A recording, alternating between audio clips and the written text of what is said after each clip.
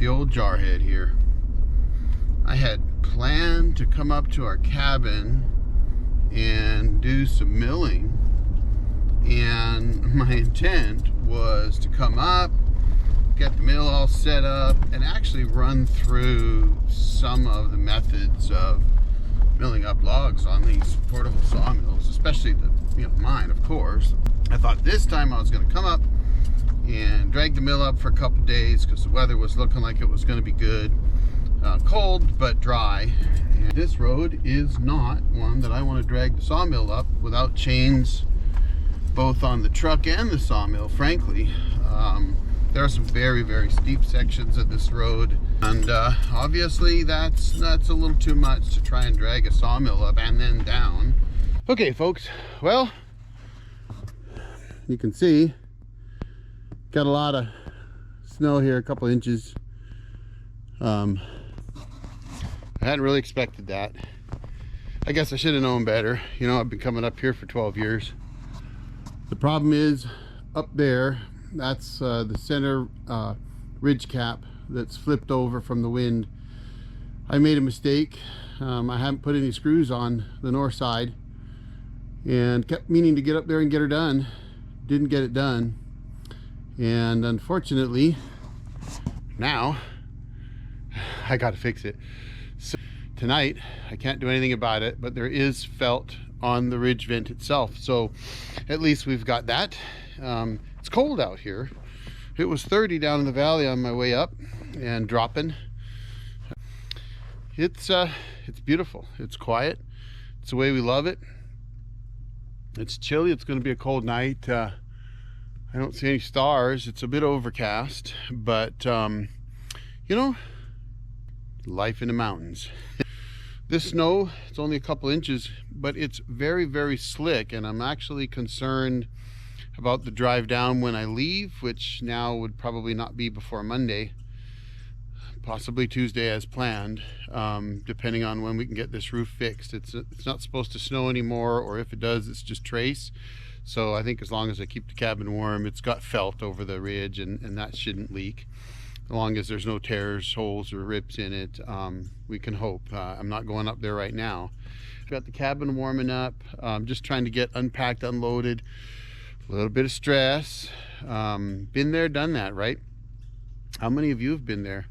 While I'm at it, if you find these videos useful, if you find them entertaining, do me a favor. Hit like for me. I would really love it if you hit like. Thank you very much for watching. I really appreciate all of you. It's really awesome to be able to share my story with folks like yourselves, and thanks for watching. I really appreciate everybody watching, and with a little luck, I'll have an update here at the end of this video. All right, good morning. Well, I got out here on Saturday. The first thing I noticed, which you saw, was that there was I can show you here. You can kind of see in the center there's no ridge cap. What I'm gonna have to do is I'm gonna have to go up there, put a ladder up, probably tie it off to 2 rafter tails so that it can't move left or right, and run it up as close to the center as I can. And then I've got to take another ladder with roofing hooks on it, throw it over the ridge vent here on the right side, the side that the stove's on. And I've got to throw some rope up over from the other side, tie it off to the porch pole or beam, and then throw it up over the roof and put a seat on, harness of some kind, or I'm gonna have to either make one or get one. I used to have one, but rats ate it, so wood rats are terrible. I didn't climb up, then climb up the roofing ladder to get all the way up to the top. This side of the roof is pretty icy too, so I'll have to be careful. The problem that I have with the ridge vent was that on this 12-12 pitch, and when I had my last ladder that I set up there with the roofing hooks, what it did is it squished down the ridge vent. Here's another look at the ridge vent situation. I don't know if you can see that. In any case, it's pretty slippery, so I did a lot of work putting dirt going down the main steep hill, going down the worst part. My ATV ran up and down just fine, but I don't have chains for the truck. So I was expecting it to be mostly clear today. Looks like the fog will burn off, and it will be. I was not expecting the road to be that slippery coming up here. So I'm gonna go ahead and head to town. I gotta go pick some stuff up so that I can get this repair done. And we're gonna hope that big 9,000 pound dually doesn't get a little crossed up going down the hill. So wish me luck. You'll find out here in a few seconds in your time, but a little longer in mine, as to how well it went. So wish me luck. Let's hope it goes well. Okay, got the fronts chained up. Had to go pick some chains up, and holy cow, are they expensive now. 190 bucks for the what they, I call them the quick connect type chains, the heavy duty ones at Les Schwab. But anyway, we're heading back up, so you can see the road. You know, this is an easy section of the road. The temperature's warmed up a bit, so it was sloppy down below. It's 34 degrees up here now. There's a nice muley buck. Oh yeah, that's a muley 2-point cruising right there. Kind of nice to see one of those guys. Stay tuned as we set up ladders and ropes and harnesses and whatever else to get up on that ridge, which is 20 feet off the ground or so, and try to get this ridge vent put back on. Just one of the things of having a cabin in the mountains.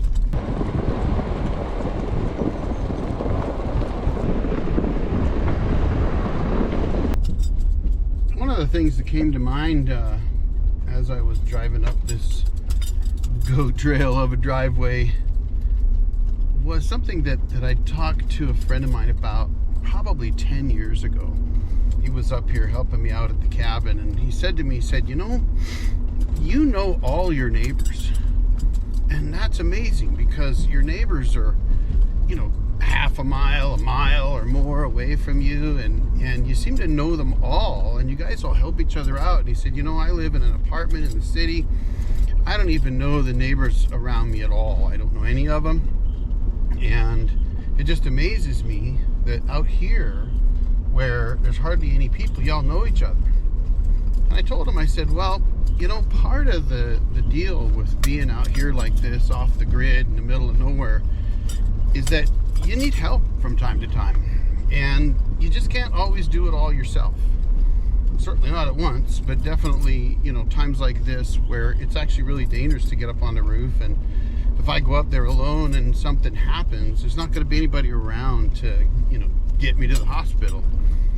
You know, if something happens and I fall off the roof and my rope doesn't stop my fall, I could lay there and freeze to death. And that's a real serious concern. And the way you mitigate that is you know your neighbors. You get to know your neighbors and you help each other out. Everybody has to help each other out. And it's not that you have to, I guess I should say. Everybody just does. You just help each other out. That's what good people are all about. And out here, you don't have all that crazy stuff living in the city. Sorry about all the shaking around here. Holding my GoPro while driving with one hand on this rough road that's covered in ice and snow. It makes it hard to keep the camera steady. But anyway, I guess the message here is that out here in the middle of nowhere, you got to get to know your neighbors and really become friends and help each other out. You know, if somebody needs their driveway plowed and their tractor's not working, well, maybe you take your tractor and you go plow it out for them. And then maybe, you know, something happens and you need some help digging something up, or like this, where you need some help because you're going to have to get on the roof, and either you're going to need a safety person there to take care of you if something goes wrong, or you need to be there for the other guy who's going up on the roof. And that's just what it's like being out here. You know, if you ever wondered what it's like being out here, where you're on a one-lane road that's barely a road, and you're far from anyone, right? I mean, you know, right now, if I were to need help, I'm at least, oh gosh, probably a mile from my neighbor. Probably anywhere from half a mile to a mile to the nearest individual who can help me out. And so it's really important to know those folks, right? Just take care of each other and help each other out. And that's what it's like being out here in the woods. Speaking of which, I need to get this tree down here. That thing is gonna fall pretty soon.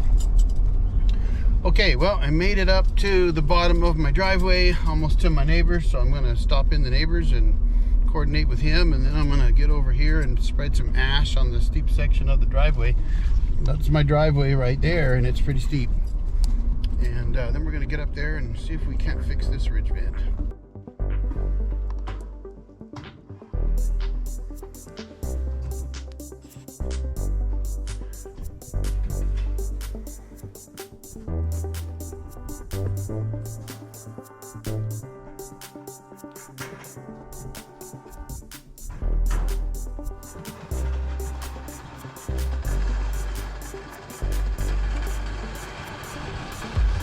Well, if you don't have to, you know, it's up to you. It could give you a little bit of a footing. You'll have to flip this over. You're gonna get caught. Ready? There you go.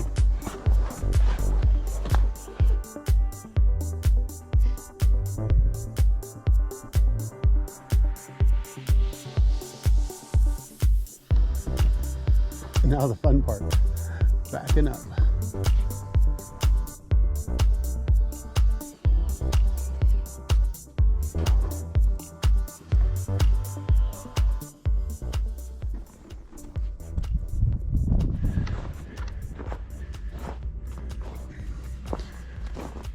Okay, my neighbor left. Thanks, bud. Appreciate the help. In case you're watching this, we got the ridge cap back on. It's a good thing to have a young buck neighbor that'll come and help you out like that. So I still have a lot of work to do out here. You know, I think I've said that before. I'll say it again. One of the things about a cabin out here in the woods is there's always work to do. So you can see now, I still have to fix that right there on the wood stove. That cover right there is just a boot that goes over it. Now fortunately it's out over the eave and it hasn't actually been a problem, but we got the ridge vent up. He got up on there and screwed that guy all the way down, so nicely protected. You know, it's a constant battle. You think you're gonna get more done than you're gonna get done, and you don't get it all done, and that's just the way it goes sometimes.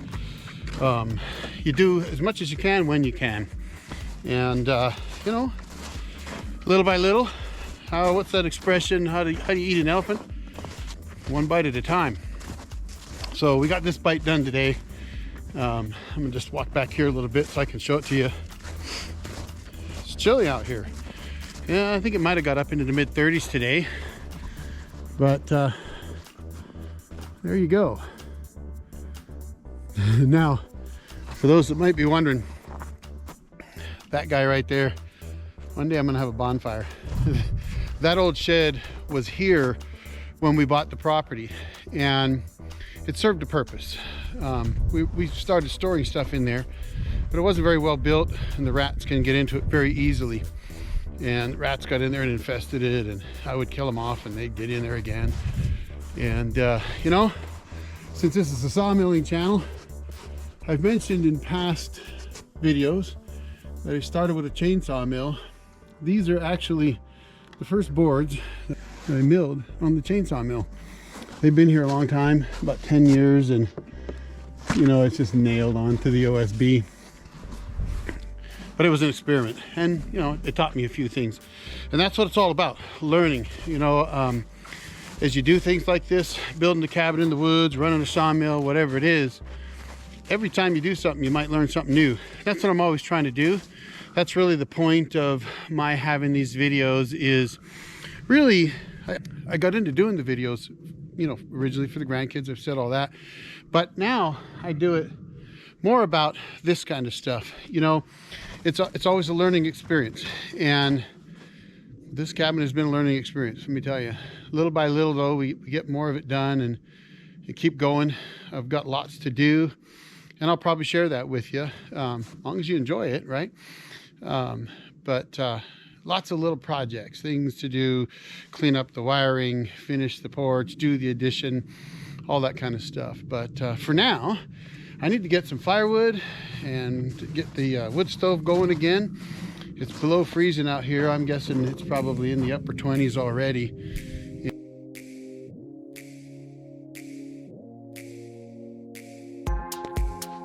All right, folks, I gotta jump on the ATV, head up the hill, make a phone call, let the wife know all is well. Got no internet or phone coverage down here, so get on that ATV and rip up the hill in this nice below freezing weather. Gotta love it. And I'll tell you, look around. What's not to love out here?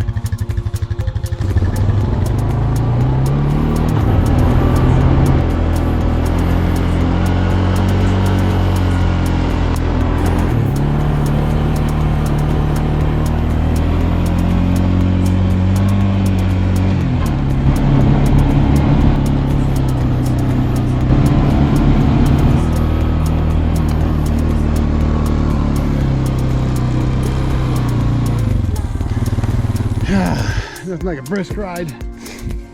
Wow. Great time to come up and make a phone call.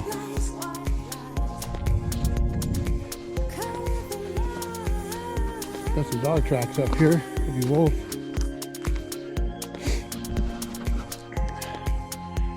Can you blame me for coming up here? I said goodbye, but I couldn't help but take a quick view at the top of the hill. So, all right, now I got to make a call. You guys have a great night.